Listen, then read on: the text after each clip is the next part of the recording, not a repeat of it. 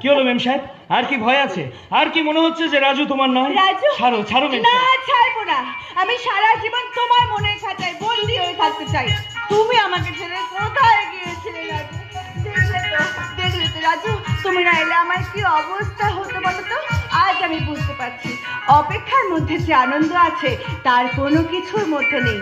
তাই যাকে আমি অপেক্ষা করে পেয়েছি তাকে আমি কিছুতে হারাতেই পারবো না।